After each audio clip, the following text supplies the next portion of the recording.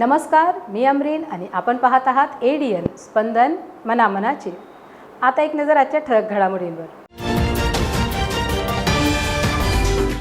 श्रावण सोमवारी भाविकांच्या गर्दीने ओसंडून वाहणाऱ्या मंदिरात शुकशुकाट।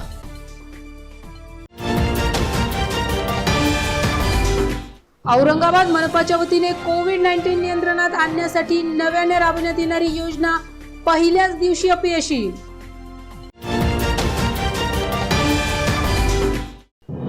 शहरातील धार्मिक स्थळे, हॉटेल्स उघडण्यासंबंधी जिल्हाधिकारी यांच्या अध्यक्षतेखाली बैठक संपन्न।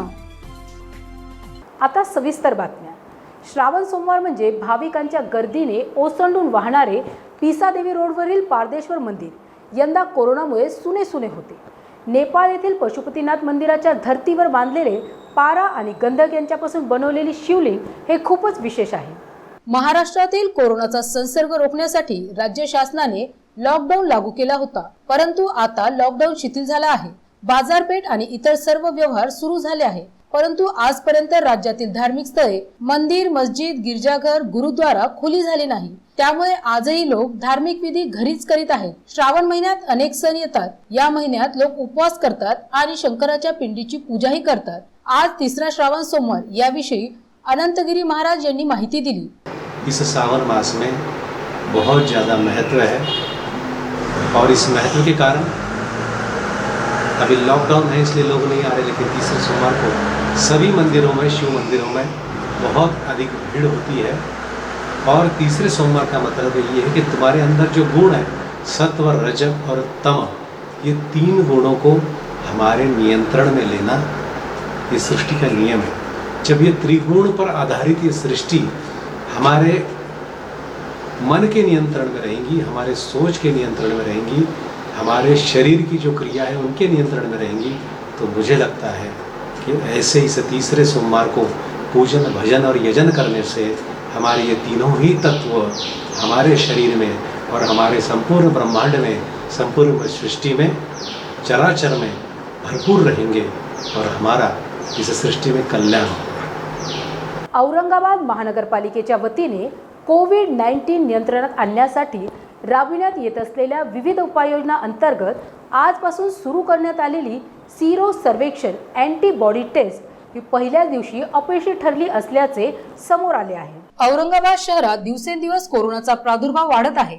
हा प्रादुर्भाव रोखण्यासाठी औरंगाबाद महानगरपालिकेच्या वतीने विविध उपाययोजना राबविण्यात येत आहे। याच उपाययोजनेचा भाग म्हणून 10 ऑगस्ट पासून औरंगाबाद मनपा हद्दीतील 115 वार्डांमध्ये सिरो सर्वेक्षण अँटीबॉडी टेस्ट सुरू करण्यात आली आहे। या योजनेमार्फत शहरातील विविध भागात जाऊन डॉक्टर नागरिकांच्या रक्ताचे नमुने घेत आहे। या दरम्यान RF कॉलनीसह काही भागातील नागरिकांनी या मोहिमेला विरोध करत असल्याचे समोर आले आहे। या प्रकरणी मनपा आरोग्य अधिकारी प्रेरणा संकलेचा यांनी नागरिक विरोध करीत असून नागरिकांमध्ये जनजागृती करणे गरजेचे असल्याचे एडीएन न्यूज़ से बोलताना सांगितले आहे। तो बिस्मिल्ला कॉलोनी में अपने को 16 स्वैब चाहिए था। ये रैंडमली ले रहे हैं अपन स्वैब, पर अभी आज हमने कॉर्पोरेटर को भी कॉल किया है, तो अभी थोड़ा लोगों को कन्विंस करेंगे आज, तो कल अपन वापस यहाँ पे स्वैब लेने के लिए आएंगे। आज का कैसा रिस्पॉन्स रहा? नहीं, लोगों में एक डर था कि लोग पता नहीं, आज वो थोड़ा डरे हुए थे इसलिए थोड़ा रिस्पॉन्स नहीं दे रहे थे। वो अपन ने 3 स्वैब लिया है यहाँ पे,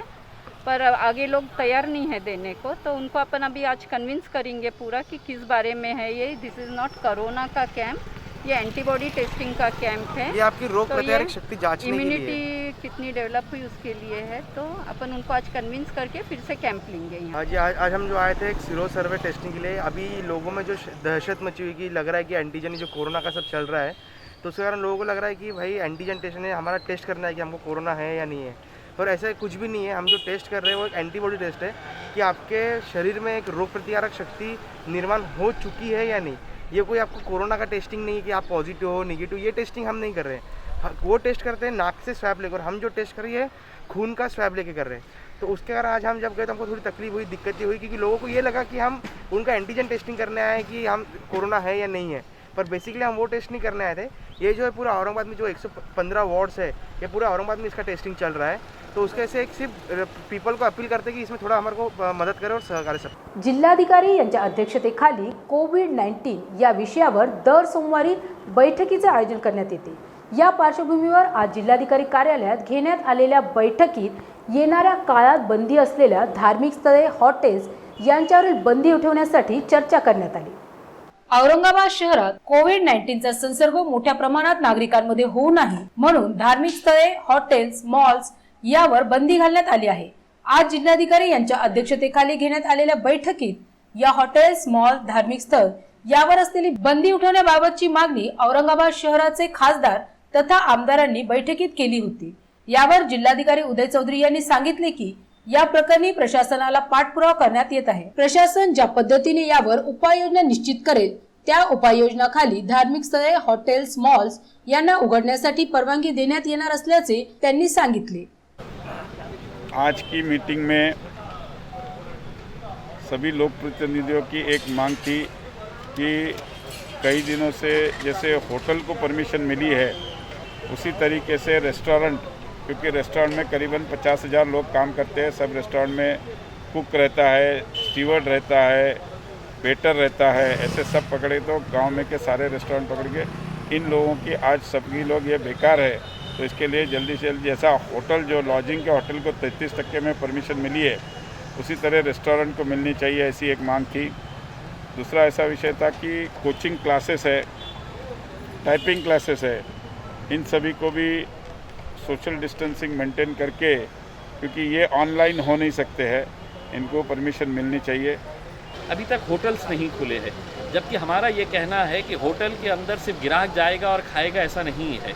होटल के अंदर जो वेटर्स होते हैं, जो कुक होते हैं, जिन्हें आज 4-5 महीनों से है तो उनकी रोजी रोटी भी बंद है, तो ये होटल्स को भी कंडीशंस के साथ खोला जाना चाहिए। अब ये अलग बात है कि प्रशासन ये कहता है कि केंद्र सरकार ने निर्देश दिया है, फिर राज्य सरकार ने निर्देश दिया है। राज्य सरकार या केंद्र सरकार को औरंगाबाद की परिस्थिति क्या है ये पता नहीं है। दिल्ली और मुंबई में बैठ के वो औरंगाबाद की समस्याएं क्या है ये समझ नहीं सकते हैं। इसलिए हमने प्रशासन को ये अनुरोध किया है कि तमाम लोक प्रतिनिधियों की तरफ से सरकार के पास ये निवेदन दिया जाए कि लोक प्रतिनिधियों की ये मांग है कि ये होटल्स को, धार्मिक स्थलों को, गणपति के उत्सव को अच्छी तरह से मनाने के लिए विद कंडीशन, जो भी आपकी कंडीशन रहेगी उसका जल्द से जल्द अगर कोई डीआर अगर आता है, कोई नोटिफिकेशन आता है तो ये सभी के लिए फायदा। खरं तर ही नियमित बैठक आहे आमची सगळ्यांची आणि त्यामुळे या बैठकीत वेगवेगळे विषय आता इम्तियाजी जलील साहेब आपले मतदारसंघाचे खासदार यांनी भूमिका मांडलेली, हीच भूमिका सगळ्या लोकप्रतिनिधींची आहे।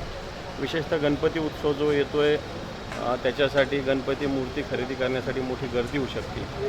त्यामुळे आपल्याकडे जिल्हा परिषद मैदान असेल, टी व्ही सेंटर मैदान असेल, अशा 2-3 जागा आहे, पण या जास्त जागा किमान 10-15 जागा शहरात असाव्या आणि गणपती बसण्याच्या 2 दिवस आधीच ते बंद करावं अशा प्रकारचा विषय। त्यामुळे लवकरात लवकर गर्दी न करता सगळ्या श्री गणेशाची मूर्ती लोकांनी खरेदी करावी याच्यासाठी एक धोरणात्मक निर्णय घेण्याचं ठरलेलं आहे। मला वाटतं तसा निर्णय होईल।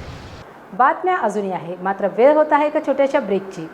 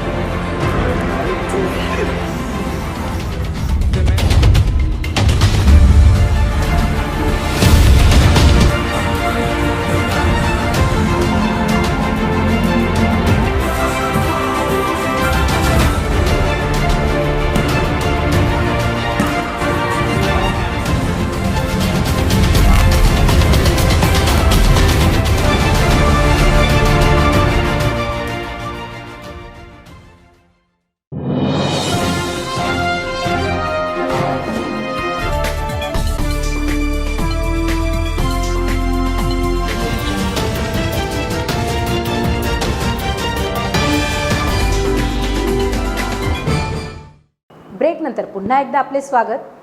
शहरातील सातारा पोलीस ठाणे हद्दीतील सातारा तांडा येथील शेतावर जात असताना जबर मारहाण करणाऱ्या आरोपींवर 307 कलमानुसार गुन्हा दाखल करून तत्काळ आरोपींना अटक करत सहकार्य करण्याबाबतचे निवेदन वर्षा विक्रम महतोले राहणार पीर बाजार यांनी औरंगाबाद शहराचे पोलीस आयुक्त चिरंजीव प्रसाद यांना दिले आहे। सातारा पोलीस ठाणे हद्दीतील सातारा तांडा येथील शेतात चुलत्याचा डबा घेऊन जाणाऱ्या विक्रम माणिकचंद महातोले वय 30 वर्ष व अनिल भगवानदास चोंडिया वय 32 वर्ष यांना बांधावर लाकडी दांडा लोखंडी गजने मारहाण करून गंभीर जखमी केले होते। या प्रकरणी सातारा पोलीस ठाण्यात रीतसर तक्रार दाखल केली असतानाही अद्यापपर्यंत या आरोपींविरुद्ध कुठलीही कारवाई करण्यात आली नसल्याने जखमी विक्रमची पत्नी वर्षा महातोले यांनी औरंगाबाद शहराचे पोलीस आयुक्त चिरंजीव प्रसाद यांना आरोपींविरोधात 307 कलमनुसार गुन्हा दाखल करून त्यांना तत्काळ अटक करण्याची मागणी पोलीस आयुक्तांना दिलेल्या निवेदनात केली आहे। मेरा नाम प्रेमचंद महतोले है। मैं खेत में था, ये विक्रम मेरा भतीजा मेरा डब्बा लेके आ रहा था, तो ये मेरे भाईबंद के कुछ बच्चों ने उसको रास्ते में रोक के बहुत मारपीट के करे। उसको 17-18 टाके बैठे हुए और आज जो घाटी हॉस्पिटल के अंदर मूर्ति से झूंझे वो और पैर उसका निकामी हो गया। ये विनती है कि साहब ने हमारे को सहकार करके हमारे आरोपी को जल्द से जल्द पकड़ना, ये हमारी विनती है। मेरे हस्बैंड को 12 दिन पहले 4-5 लोगों ने मारे थे। वो उनके काका का टिफिन देखकर खेत पर जा रहे थे। वो आरोपियों के नाम है खन्ना, उनका बेटा गोविंद, वैभव महतोले और मानिक महतोले, चारों ने मारे, बहुत मारे, इतना मारे कि आज वो हॉस्पिटल में एडमिट है। उनका आधू हो गए, उनका पैर नहीं उठ रहा है, उनके सर पे भी बहुत मारे। इसके लिए हम 307 कलम लगाने के लिए एप्लीकेशन देने के लिए आए थे। अभी तक एक्शन कुछ भी लिया हुआ नहीं है। पुलिस स्टेशन में कंप्लेंट करे थे क्या? पुलिस स्टेशन में कंप्लेंट करी थी सातारा से, अभी तक कुछ नहीं हुआ। शहरातील वर्दळीचे ठिकाण असणाऱ्या शहागंजमधील गांधी पुतळा रस्त्यावर पडलेल्या खड्ड्यांमुळे वाहनधारकांना मोठी कसरत करावी लागत असल्याने नागरिकांनी रस्त्याच्या दुरुस्तीची मागणी महानगरपालिकेकडे केली आहे। औरंगाबाद शहरातील वर्दळीचे ठिकाण महात्मा गांधी यांचा पुतळा असलेल्या शहागंज या भागात कापड दुकाने, किराणा दुकानासह जीवनावश्यक वस्तूंचे दुकानही आहेत। या दुकानांमुळे या भागात वाहनांची सतत वर्दळ असते। या भागात खरेदीसाठी मोठ्या प्रमाणात नागरिक गर्दी करताना दिसतात। मात्र गांधी पुतळा भागातील रस्त्यांची अवस्था अतिशय दयनीय झाली असल्याने या भागातील अपघातांच्या प्रमाणातही वाढ झाल्याचे दिसून येत आहे। तसेच या रस्त्यावरून येणाऱ्या जाणाऱ्या वाहनधारकांना मोठी कसरत करावी लागत असल्याने नागरिकांनी या रस्त्याची दुरुस्ती करण्याची मागणी मनपा प्रशासनाला एडीएन न्यूजशी बोलताना केली आहे। एकदम जनरल है ना, ये एकदम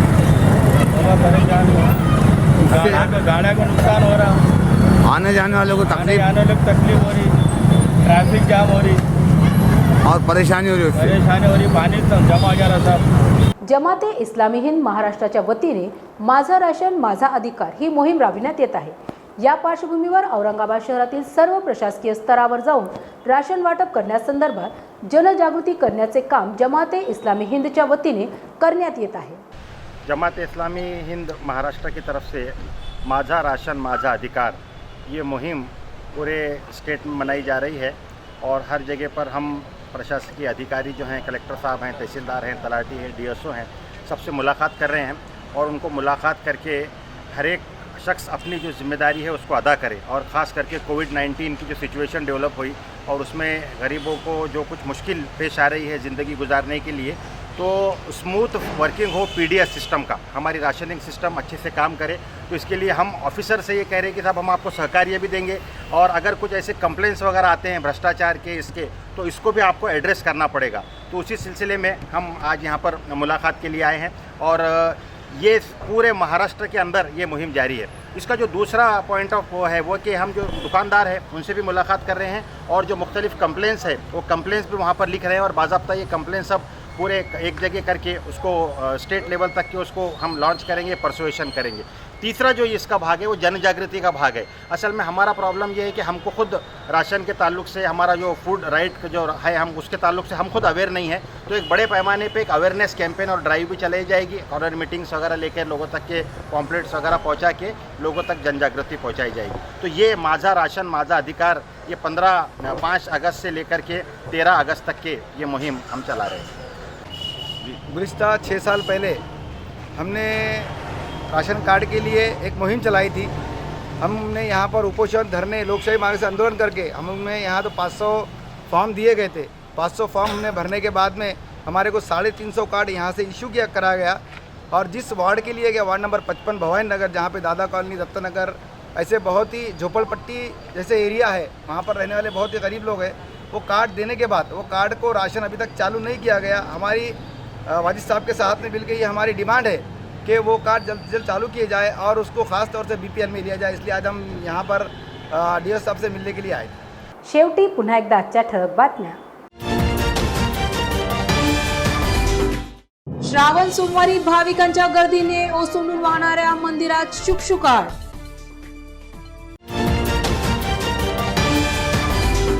औरंगाबाद मनपाच्या वतीने कोविड-19 नियंत्रणात आणण्यासाठी नव्याने राबवण्यात येणारी योजना पहिल्याच दिवशी अपयशी।